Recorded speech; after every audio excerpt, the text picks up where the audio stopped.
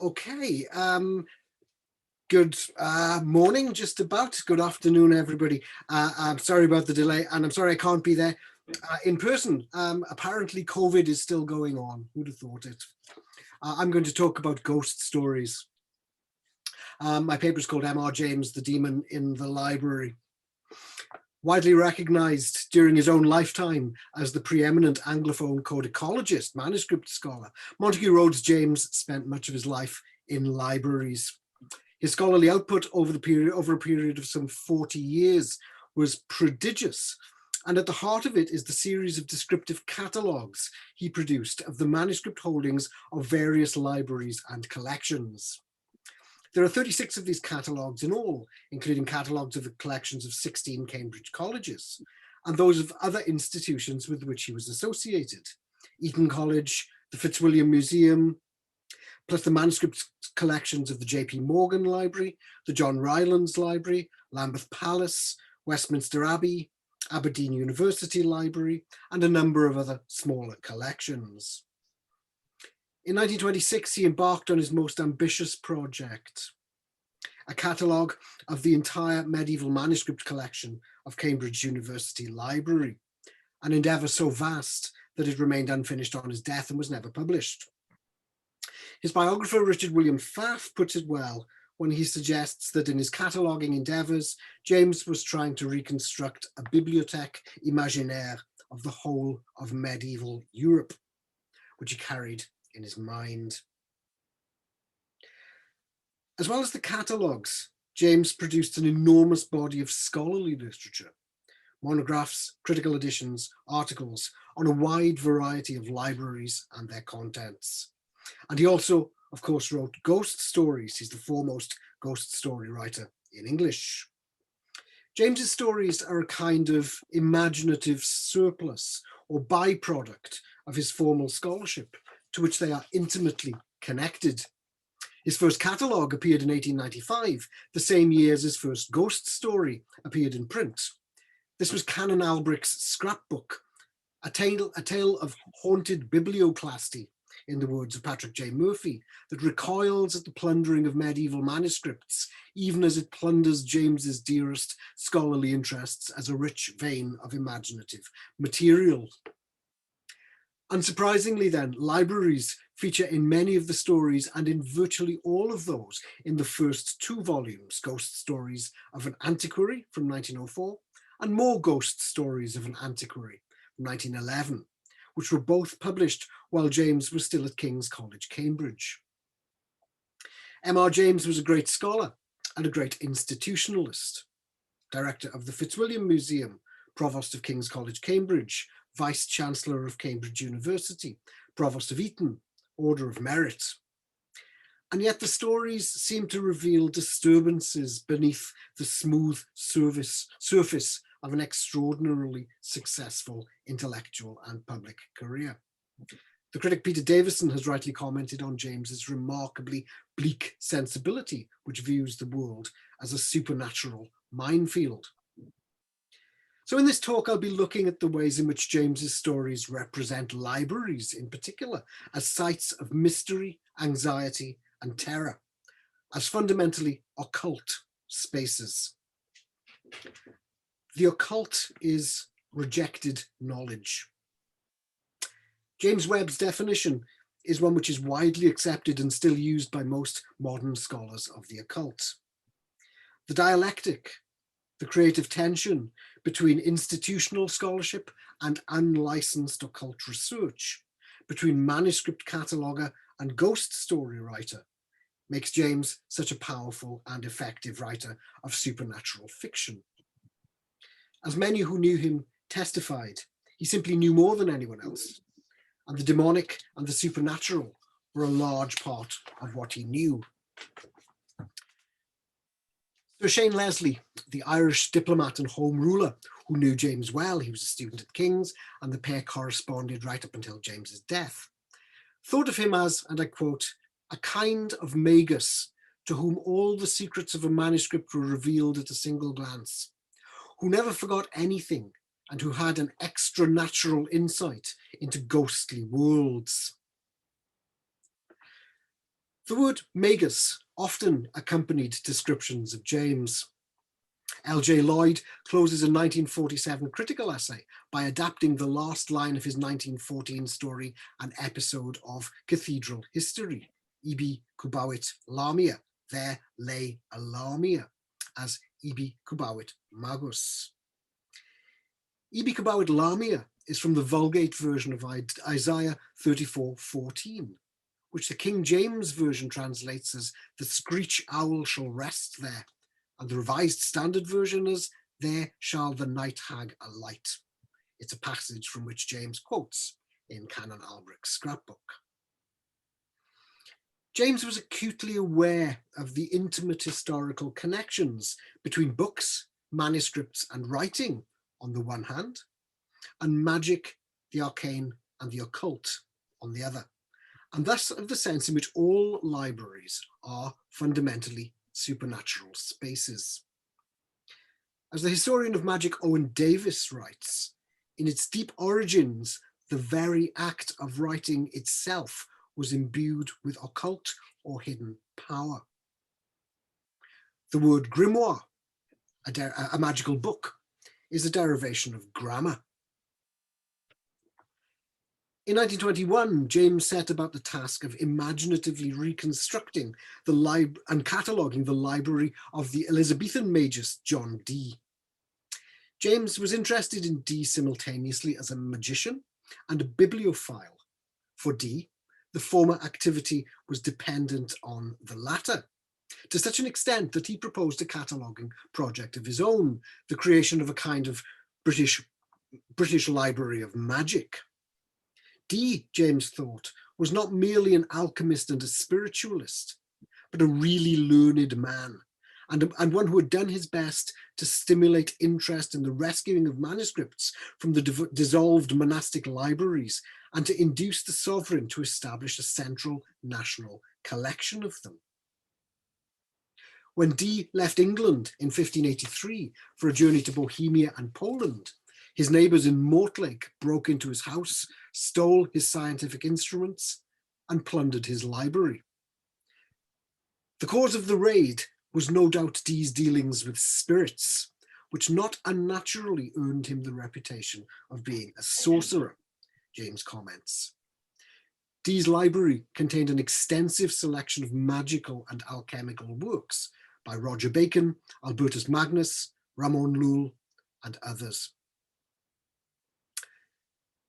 The classical scholar Sir Roger Minors, who was a pupil at Eton when James returned there in 1918, recalled, quote, the feeling that when you met him, he was slightly larger than life and could, if necessary, conjure a demon out of a brass bottle or tell you the names of the soldiers at the foot of the cross. As the editor and translator of the definitive 1924 Oxford edition of the Apocryphal New Testament, James certainly knew that one of the soldiers at the foot of the cross was, according to the apocryphal Gospel of Nicodemus, called Longinus. Here he is. Devils and demons of various kinds played an important role in James's imaginary. The Lamia and the Magus naturally had much to do with one another. It's not always strictly accurate to refer to his tales as ghost stories. Many of them are in fact tales of occult demonology. In his library researches, James encountered demons on an almost daily basis. In Canon Albrecht's scrapbook, his first ghost story, and here's an illustration from the first edition, and the protagonist in the middle there is very clearly M.R. James himself. In Canon Albrecht, a demon is conjured, not from a bottle, but seemingly from a book, which Denniston, a curator at the Fitzwilliam Museum, of which James was director from 1893 to 1908, discovers during a visit to Saint-Bertrand de Comminges in the Pyrenees, which James himself visited in the spring of 1892. At the same time as James was writing Canon Albrecht, he was cataloguing the manuscript collection of the Fitzwilliam Museum. His published catalogue, also from 1895, contains dozens of descriptions of the various devils and demons he encountered in the Fitzwilliam collection. For example, in The Death of Judas, a black devil flying down from right draws his nude soul out of his stomach. An illustration from the Legenda Aurea has black clouds, devils on earth, men in Eve's mourning, hellhounds running about hills, lurid sky. While another has Aegeus prostrate with staff.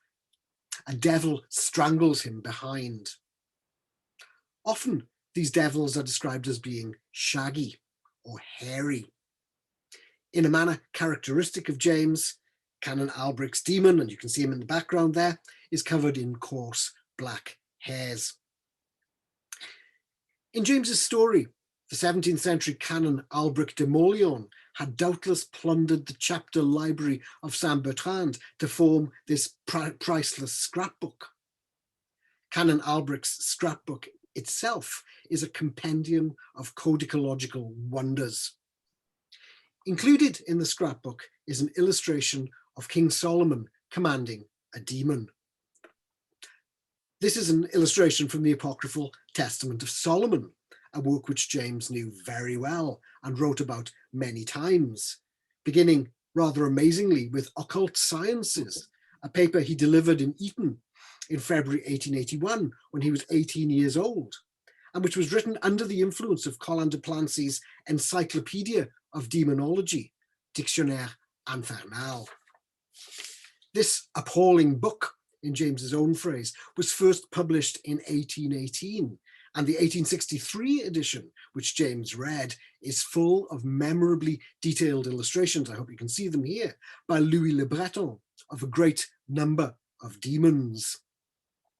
James first encountered it in July 1879, when he was 16 years old.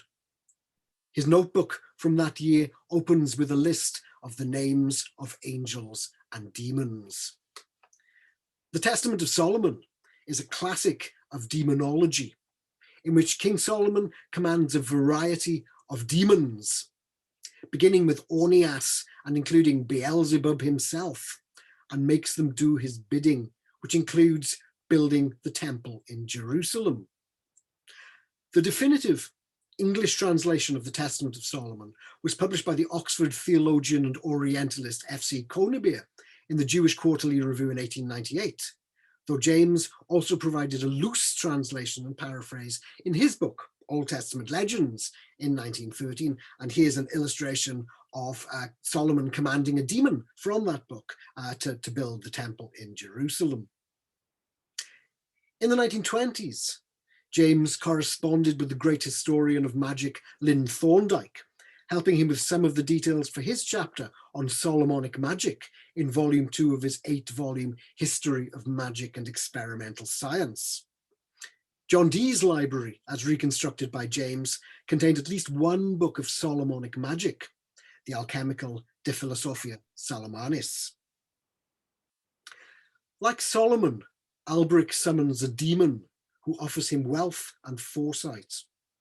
The illustration from the Testament of Solomon offers a memorable account of the demon's appearance. Imagine one of the awful bird-catching spiders of South America translated into human form, and you will have some faint conception of the terror inspired by this appalling effigy. One remark is universally made by those to whom I have shown the picture. It was drawn from the life.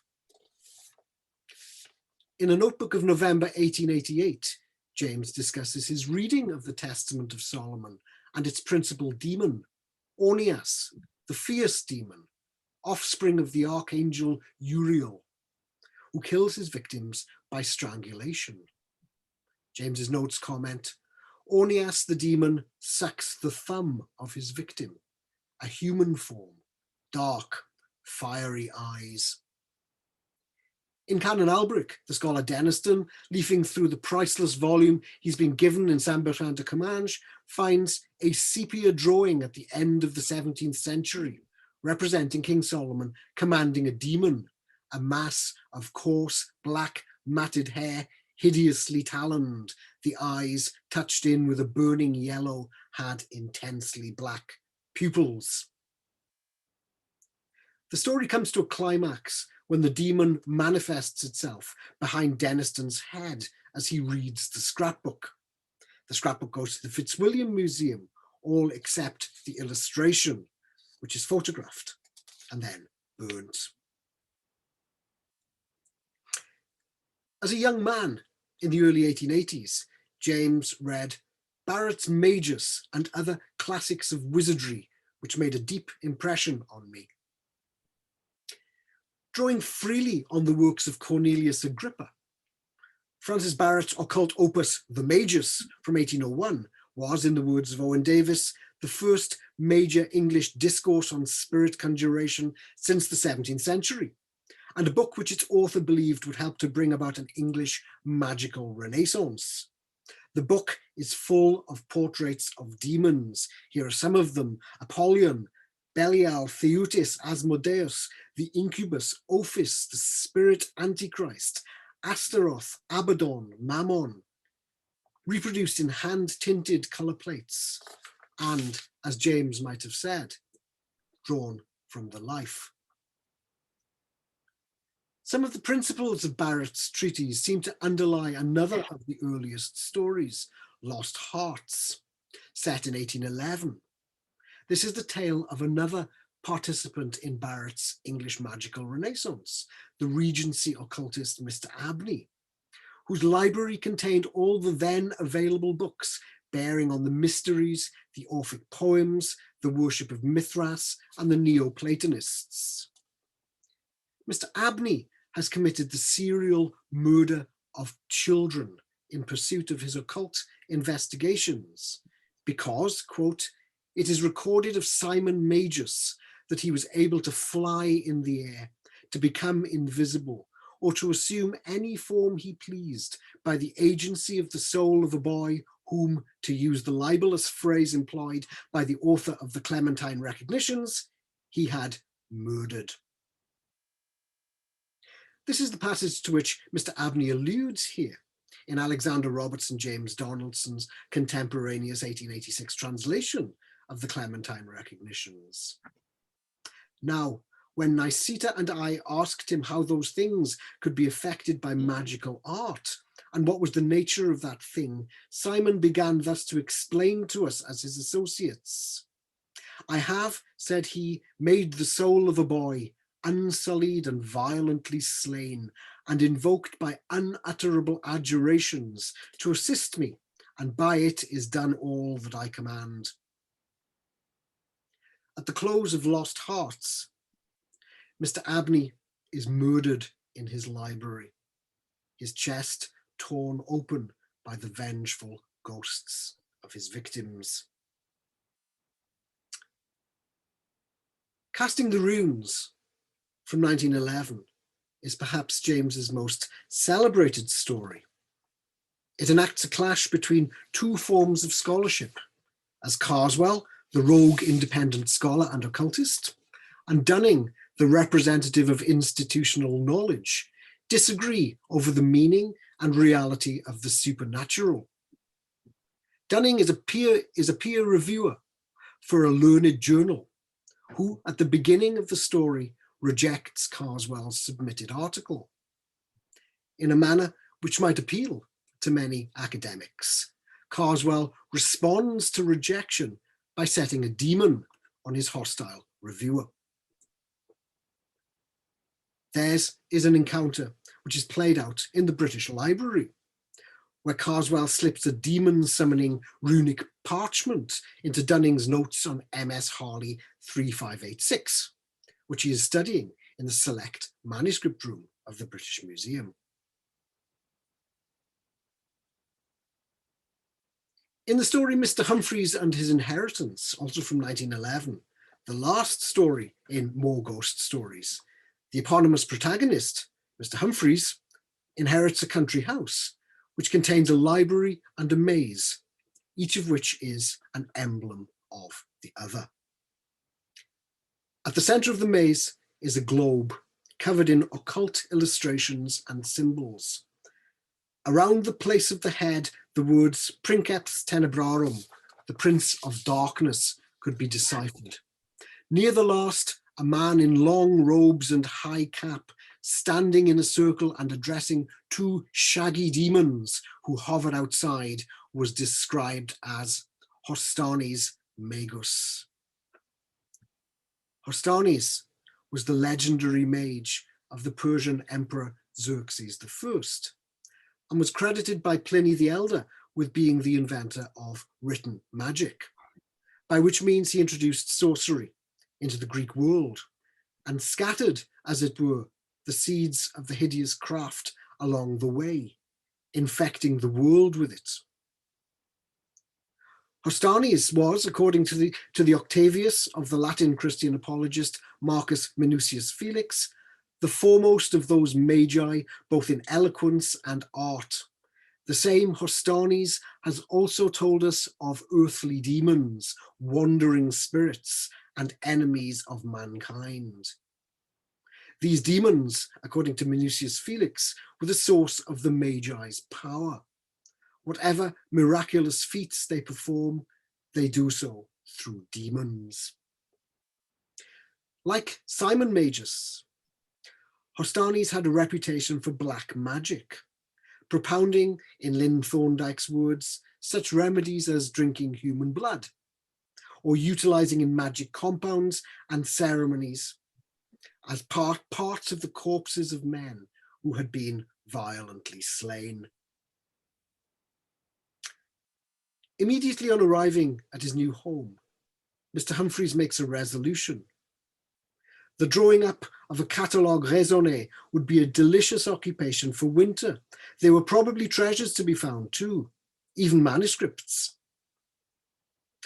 In parallel to cataloguing the library, Mr. Humphreys also maps the maze. As he sits in the library poring over the map, he notices a hole in the center of it. It seemed to go not only through the paper, but through the table on which it lay. Yes, and through the floor below that, down and still down, even into infinite depths. From out of these depths, something demonic crawls. As they would be a generation later for the other great librarian fabulist, Jorge Luis Borges. For M.R. James, the library and the labyrinth were emblems not only for one another, but for the universe. Furthermore, the catalogue, attempting to impose order and meaning on multiplicity, was for James a grimoire, a book of demons. Thank you very much.